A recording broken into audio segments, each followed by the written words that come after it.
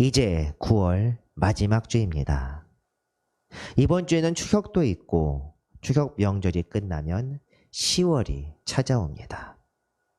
날씨도 꽤 쌀쌀해져서 다음 주 10월부터는 낮 기온도 25도 아래로까지 내려간다는 그런 예보가 있습니다.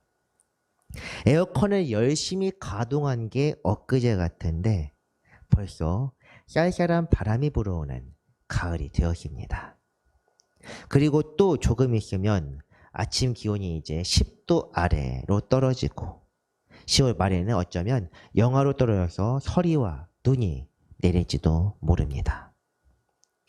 계절이 변하는 것은 이처럼 갑자기 이루어지고 또 빠르게 이루어갑니다.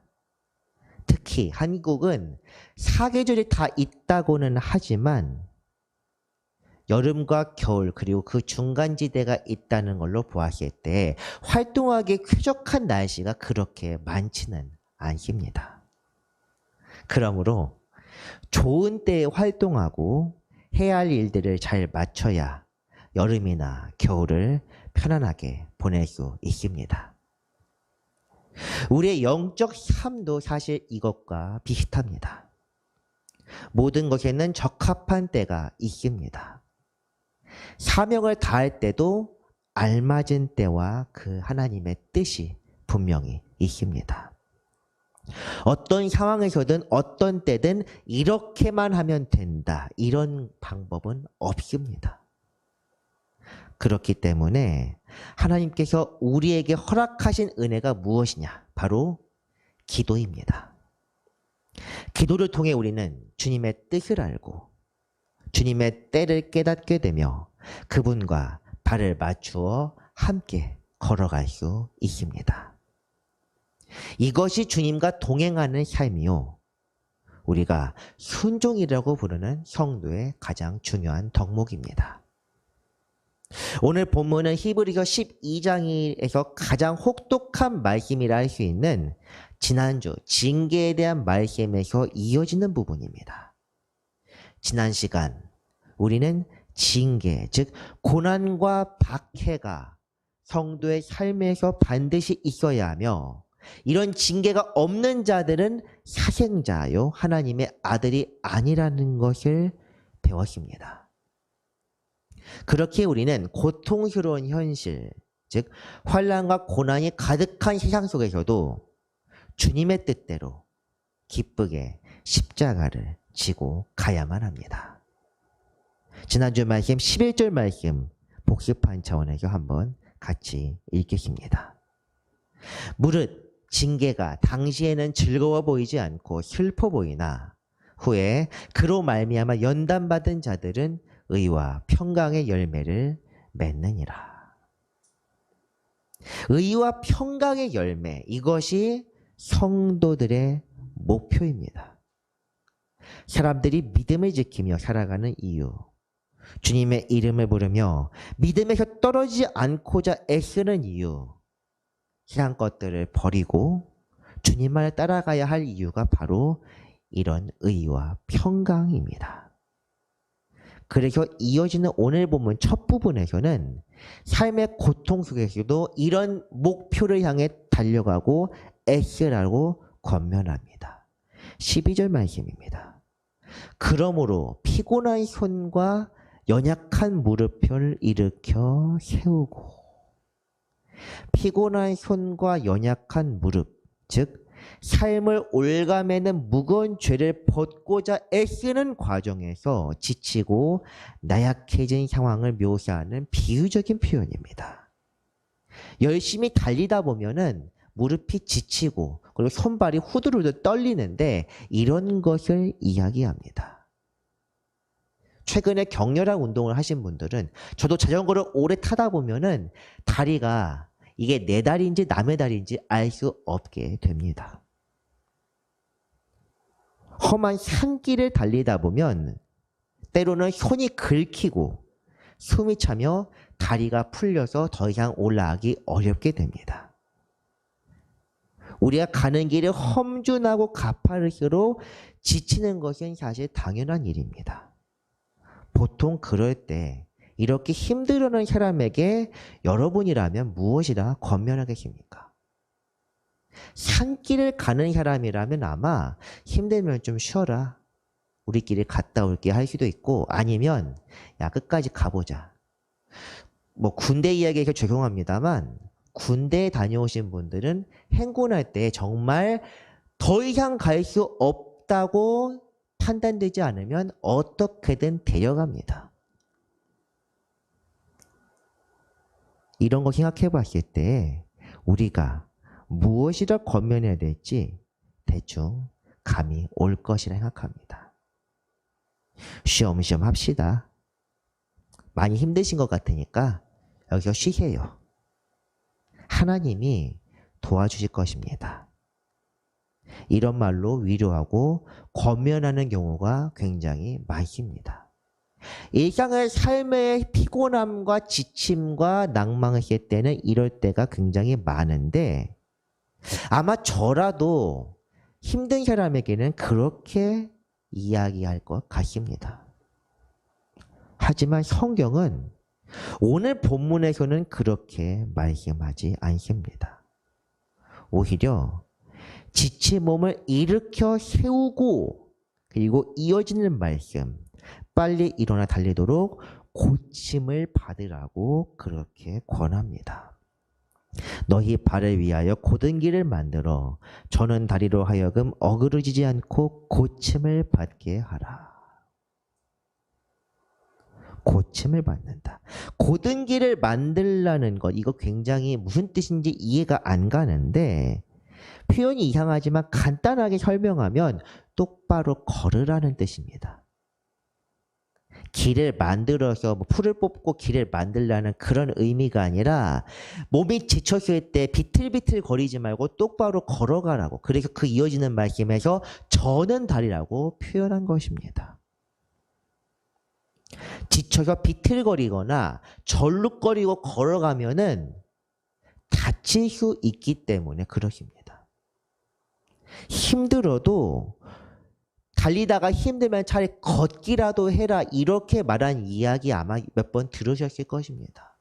왜 그러느냐? 아예 멈춰섰을 때는 이 심장에 문제가 생길 수도 있고 또 갑자기 근육이 놀라서 또 문제가 생길 수 있기 때문에 천천히 걷더라도 계속 가야 한다는 것을 이야기합니다. 경주를 하는 분들이라면 충분히 이해할 수 있는 그런 말입니다. 급격한 운동 후에 갑자기 멈추게 되거나 똑바로 된 자세로 걷지 못하게 되고 비틀거리며 걸어간다면 분명히 신체에 또 다른 문제가 발생합니다. 아예 쥐가 나거나 정말로 걸을 수 없는 상황이 되었을 때야 그 자리에서 멈춰서서 의료진을 기다리라고 이야기합니다. 오늘 말씀은 향의 어떤 삶이 그리고 영적인 경주가 이런 육신의 경주처럼 완급 조절이 필요하고 쉽게 멈춰서는 안 된다는 것을 이야기하고 있습니다. 멈추거나 잘못 걸으면 분명히 문제가 생깁니다. 휴식이라는 것은 경주가 끝난 다음에 하는 것입니다. 경주하는 동안에는 목표를 향해 끝까지 가야 하며 선수로서 최선을 다해야 합니다. 달리는 말에 채찍질한다. 주마가편이라는 사자성어. 이 사자성어야말로 오늘의 본문과 성도의 삶을 가장 잘 표현한 것입니다. 이제 14절로 이어지는데 14절에서는 똑바로 걸으라는 그 말씀에서 그런 실질적인 삶의 자세에 대해서 말씀이 이어집니다. 14절 말씀입니다. 모든 사람과 더불어 화평함과 거룩함을 따르라. 이것이 없이는 아무도 주를 보지 못하리라. 아멘.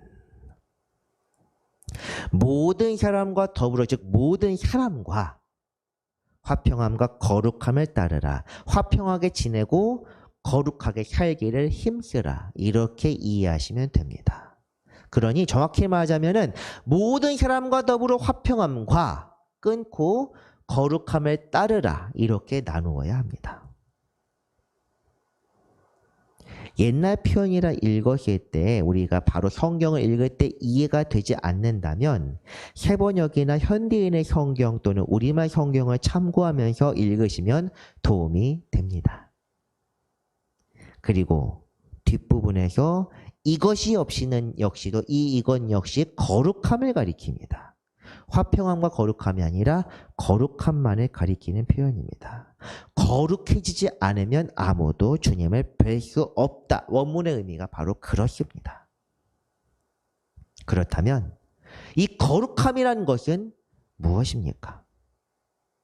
거룩함에 대해 성경의 말씀을 찾아보면 거룩함은 하나님의 속성이며 세상의 영역을 넘어선 완전함을 가리키는 표현으로 많이 사용됩니다. 주로 주님을 찬양할 때 그룹들, 히랍들 또는 천사들, 하나님의 사자들이 거룩하다, 거룩하다, 거룩하다 이렇게 3번 찬송하는 것들이 여러 번 성경에서 나옵니다.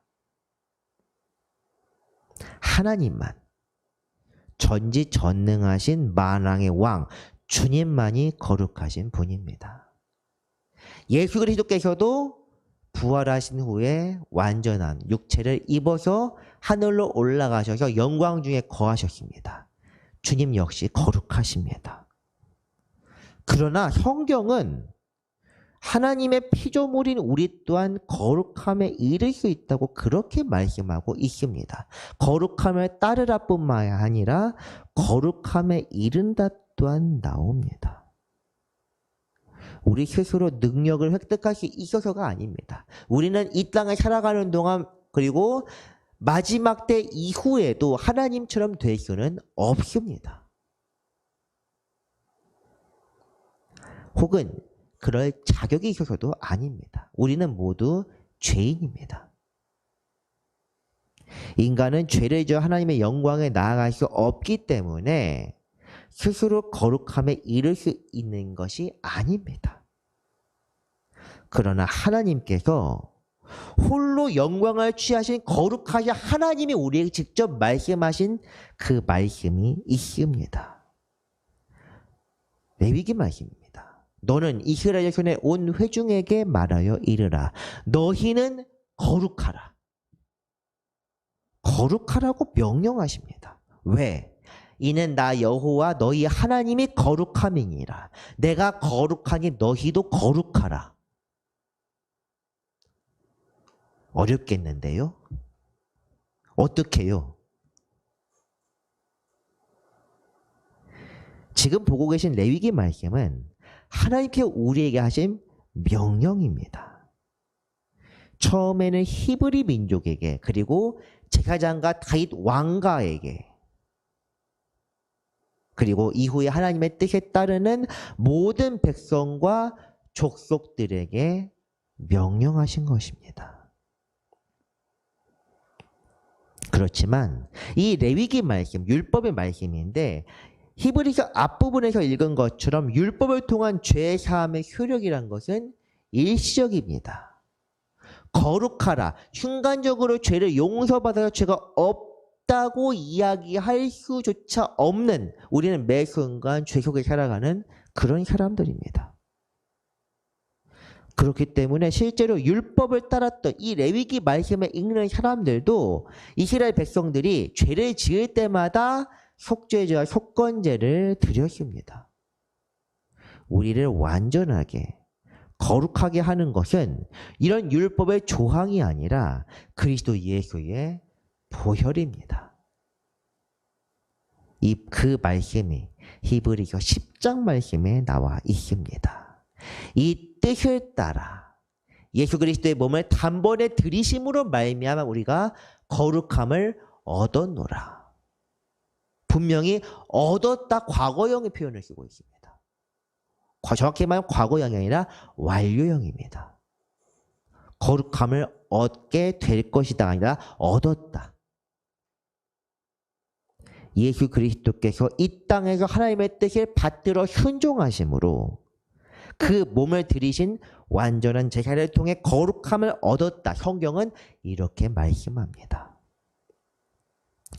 과거에는 반복적인 제사, 계속되는 속죄 예식을 드려서 깨끗함을 받았는데 이제는 단 한 번의 완전한 제사로 모든 인류가 거룩함에 나아갈 수 있게 된 것입니다.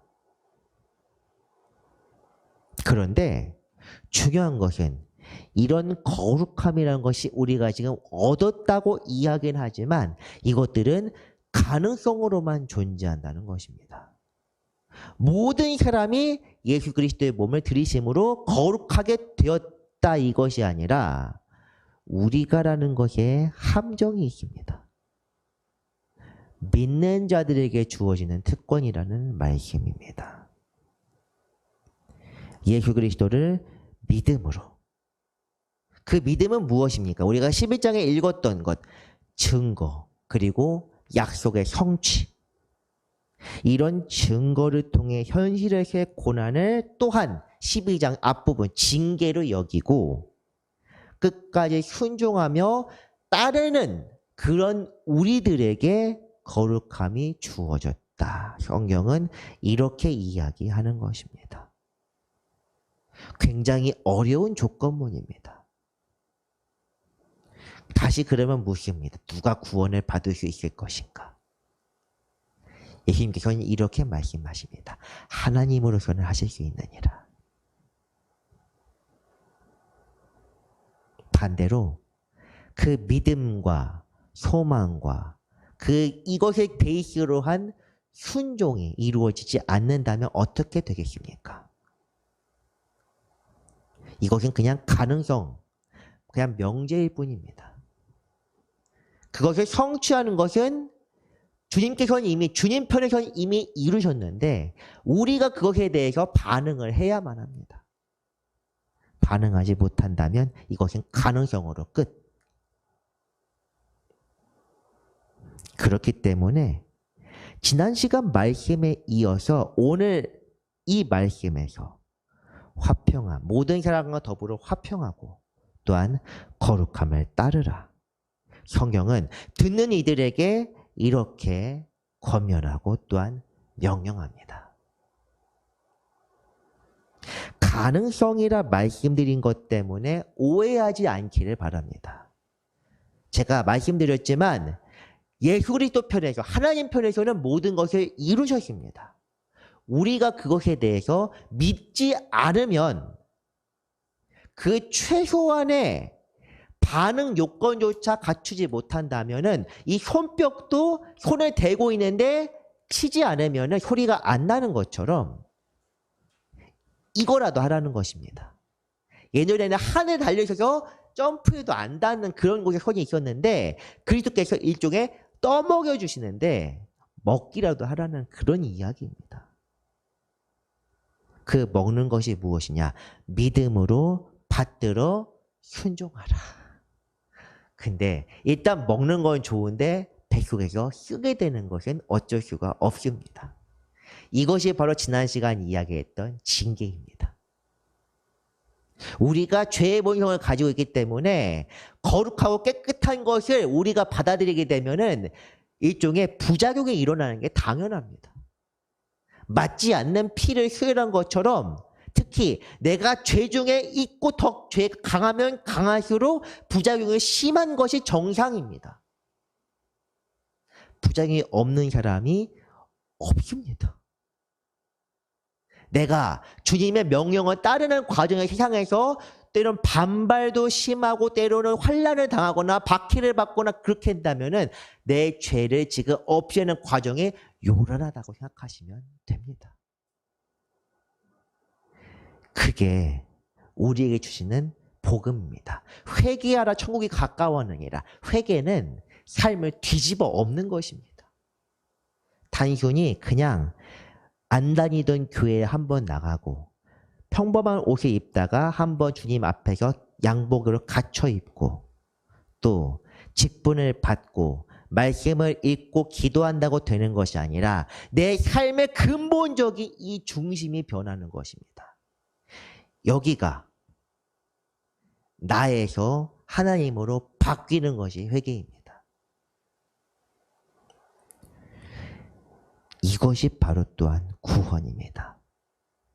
우리는 그리스도의 보혈로 구원을 받았습니다. 이것은 받았다. 이미 완료된 사건입니다. 하지만 구원은 내가 믿습니다는 그 순간 완성된 것이 아니라 단 한 번의 사건이 아니라 삶 속에서 복음을 통해 죄를 없이 하는 과정입니다. 이것을 우리 감리교 전통에서는 성화라고 부릅니다. 거룩해지는 과정입니다. 우리가 흔히 구원이라 이야기한 것은 각성과 회개 그리고 의롭게 되는 그 한 순간을 이야기합니다. 이것은 구원의 시발점입니다. 첫 시작 부분입니다. 이제 땅에 있을 때 달리기 시작하는 부분. 바울 서신에서 그리고 히브리서에서 경주라 불리는 것은 이 경주를 시작해서 달리는 과정을 이야기합니다. 이것이 두렵고 떨리는 마음으로 구원을 이뤄가는 과정입니다. 항상 복종하여 두렵고 떨림으로 너희 구원을 이루라. 성경이 이렇게 말씀하고 있습니다. 여기에서 구원 그리고 오늘 본문에 나와 있는 거룩함을 따르래. 그 거룩함은 표현은 다르지만 핵심은 같습니다. 거룩함이 있어야 구원을 받을 수 있습니다. 이것을 또한 감리교 전통에서는 영화라고 부릅니다. 영광스럽게 되는 과정. 인간이 영광스럽게 될 수 없는데 어떻게 그렇게 이야기하느냐. 성화 과정, 거룩함에 이르게 되면은 하나님께서 영광스럽게 하신다. 성화도 내가 열심히 노력해서 성화가 되는 것이 아니라 내가 믿음으로 순종하시는 주님께서 점점 내 것들을 덜어내 주신다. 근본이 바뀌어지는 것이 첫 단계, 구원이 첫 단계라면 그걸 가지고 내 전신의 내용들을 하나씩 하나씩 바꿔가는 것이 성화고, 그 성화가 어느 순간 되었으면 주께서 너는 이제 인정, 이것이 영화입니다.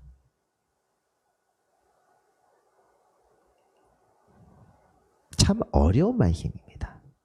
하지만 우리가 이것을 기억해야 될 게 오늘 제목에 나와 있는 14절 말씀만 우리가 기억해도 됩니다.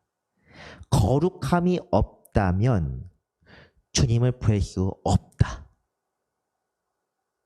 이 구절을 잊지 말아야 합니다. 주님 앞에 나아가지 못하고 주님을 뵐 수 없다면 우리에게 영생의 소망은 없습니다.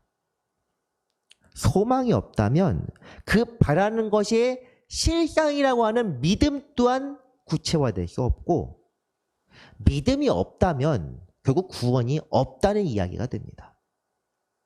이 모든 것들, 거룩함의 과정, 그리고 소망, 믿음, 구원 다 하나의 과정이고 하나의 이런 사이클과 같습니다.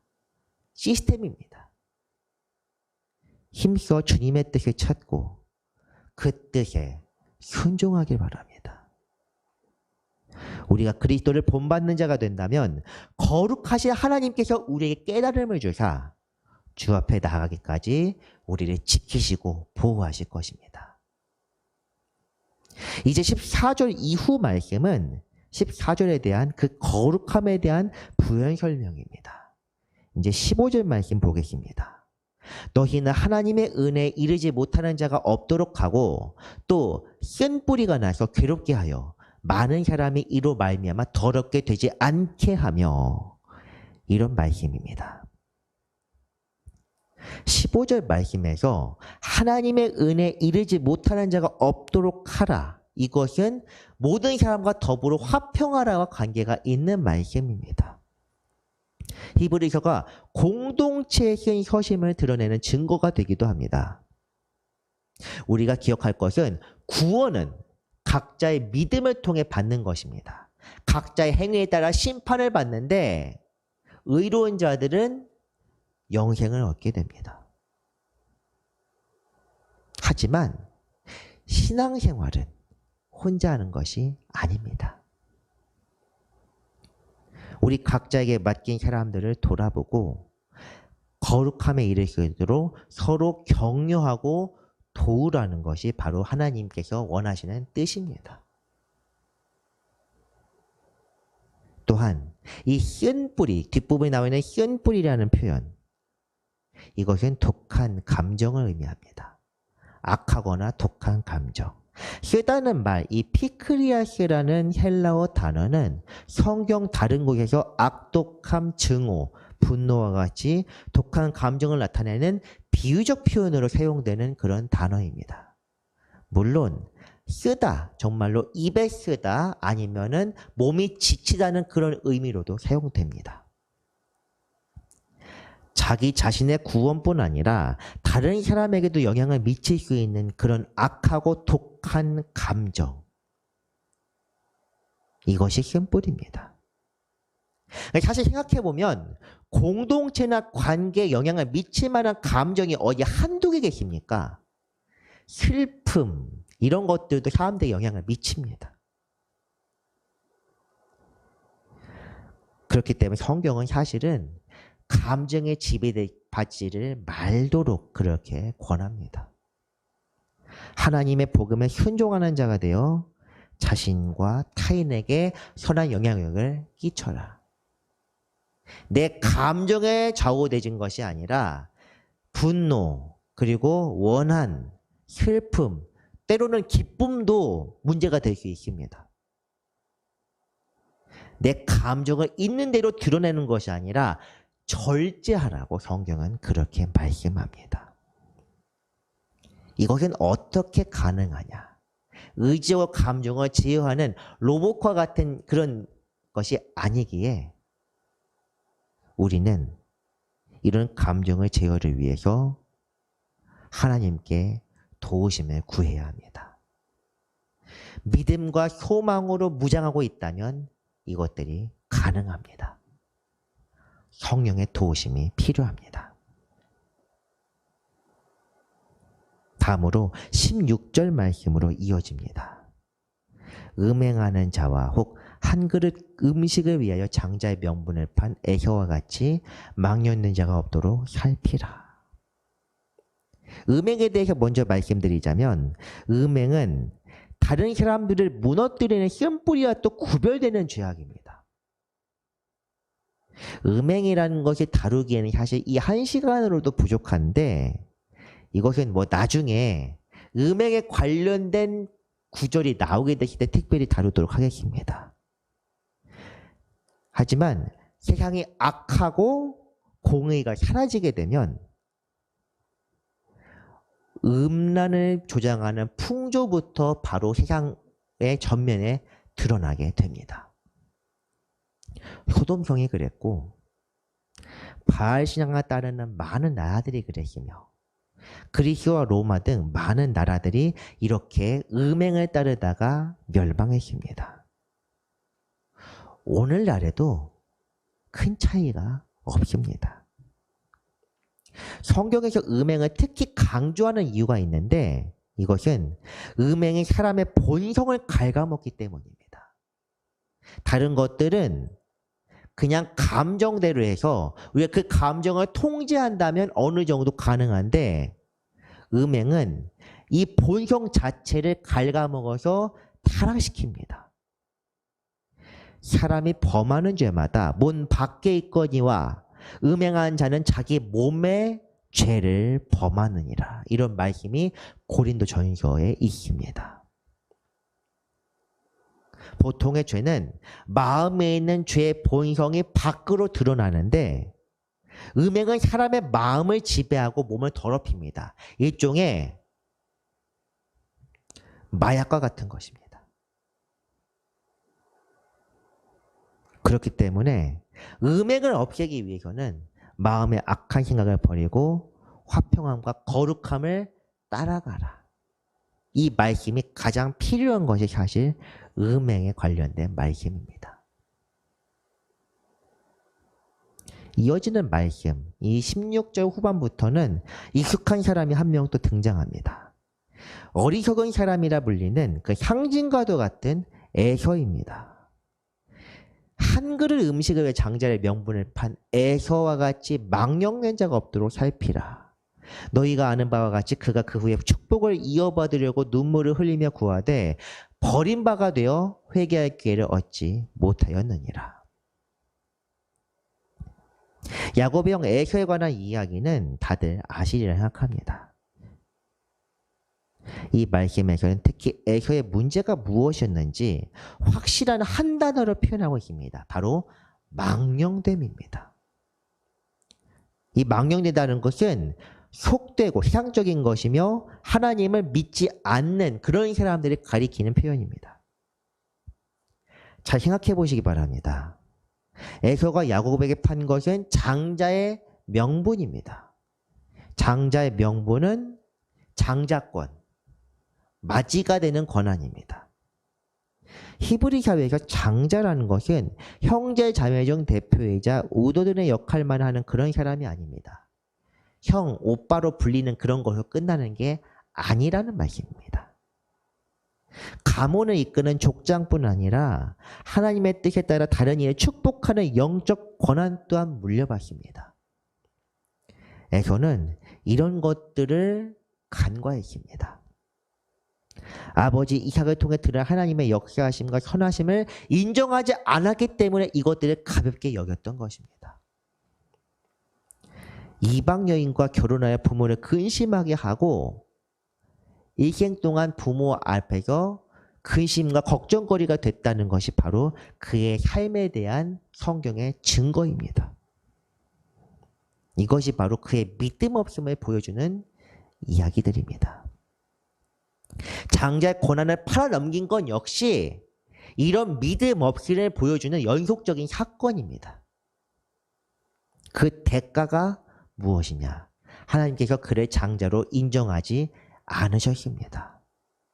야곱이 비행을 저지르긴 했지만 사기를 치기는 했지만 그것을 묵인하신 이유가 바로 에서 본인이 장자로서의 그런 권한을 잃어버렸기 때문입니다. 아버지가 하는 축복, 조상 대대로 내려오는 모든 복과 은총이 하나님으로부터 나왔다는 것을 몰랐기 때문에, 믿지 않았기 때문에 그 대가가 이리도 큰 것이었습니다. 그래서 오늘 본문에서는 그가 울면서 아버지 앞에서 구하였지만 회개의 기회조차 얻지 못했다. 즉 잃어버린 것을 도저히 찾지 못했다고 그렇게 말씀합니다. 에서의 삶은 이처럼 우리에게 믿음과 소망 없는 삶의 대가가 무엇인지 경고하는 그런 말씀입니다. 사랑하는 성도 여러분, 믿음을 굳게 하고 소망을 확실히 품고 살아가야 합니다. 믿음과 소망 그리고 영적 삶은 우리의 평소 인생에는 영향을 별로 주지 않는 것처럼 보입니다. 그러나 이것은 우리의 삶 가장 깊은 밑바탕에서 작용하며 우리의 영혼을 사망과 생명 사이에 저울질하는 중차대한 역할을 맡기도 합니다. 이것을 생각하지 않고 간과하여 에서와 같이 망령되이 살아간다면 하나님의 뜻이 이룰 때 우리의 삶은 회개의 기회조차 얻지 못할 것입니다. 하나님께서 징계를 허락하시고 우리에게 주시는 이유도 이렇게 신앙생활을 바르게 하도록 도우시고자 하는 목적이라는 것을 우리가 기억해야 합니다. 주님의 징계를 달게 받고 마음을 굳세게 하여 다시 일어나 걸으며 화평함과 거룩함을 따라야 합니다. 주님께 주시는 징표와 증거를 놓치지 않고 언제나 주 안에서 담대하게 살게 되기를 바랍니다. 말씀을 정리합니다. 하나님의 징계를 주시는 목적은 위로받고 쉬게 하려는 것이 아니라 삶을 단정하게 하여 올곧고 바르게 살고자 함입니다. 바르게 산다는 것은 사람들과 더불어 화평하고 또한 하나님의 거룩함을 따르는 것입니다. 독한 마음과 음란한 행실을 버리고 주 안에서 믿음과 소망을 굳세게 하여 살아갑시다. 오늘 하루도 주님께서 기쁘게 받으실 만한 삶을 살아가며 주님의 편에 서는 사랑하는 성도 여러분 되시기를 간절히 축원합니다. 기도하겠습니다. 사랑해 주님, 우리에게 주님의 거룩함을 보이시고 은혜 안에 거하게 하시니 감사드립니다. 우리가 나약하여 지칠 때 주님을 보며 다시 일어나게 하시고 죄 중에 빠지지 않고 행실을 바르게 하여 주와 더불어 살아가게 하여 주옵소서. 우리의 삶을 통해 주님께서 영광을 받으시도록 날마다 믿음과 소망으로 무장하게 하여 주옵소서. 오늘도 살아계셔서 역사하시는 우리 주 예수 그리스도의 이름으로 기도합니다. 아멘.